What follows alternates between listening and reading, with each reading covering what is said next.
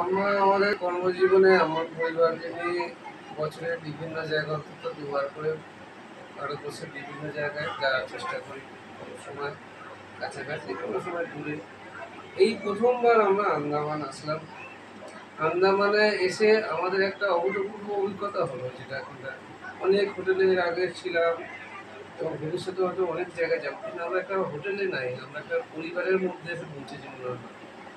সেই হোটেলের যে মালিক পক্ষ বা তার পরিবারের সাথে আমরা মিলিয়ে মিশে একাকার হয়ে গেছি। আমাদের মনেই হয়নি যে আমরা হোটেলে আছি, আমরা একটা বাড়িতে আছি মনে হচ্ছে।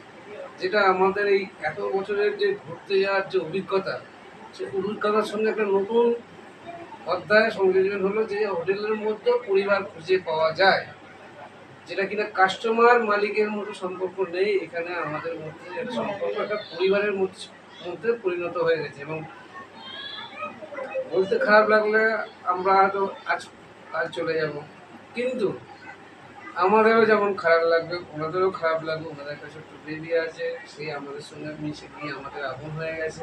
এটা একটা আমাদের অদ্ভুত অভিজ্ঞতা।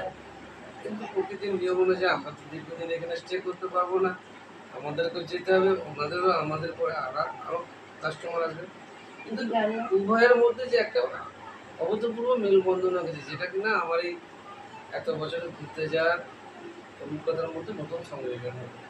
ওনাদের সমস্ত কিছু আমরা খুব মূলত আমরা খুব খুশি হয়েছি।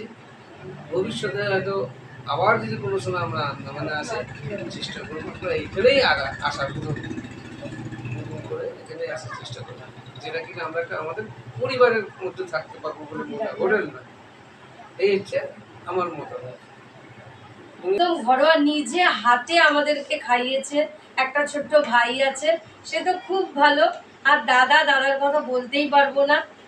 আর কি বলবো, যে দিদি আমাদের খুব নিজের মতো করে হাতে করে বেড়ে খাইয়েছে। আর আর কি বলবো, আলু ভাতের মাখা, এটা তো আমাকে বলতে ভেরি নাইস। কিছু বলতে পারবো না। আমরা যদি ভবিষ্যতে আবার আসবো দিদির এখানে। আর যদি অন্য জানতে আমাদের কেউ চেনা জানা আন্দামানে আসতে চায়, অবশ্যই আমরা এই সি পার্ক হোমস্টের কথা অবশ্যই বলবো।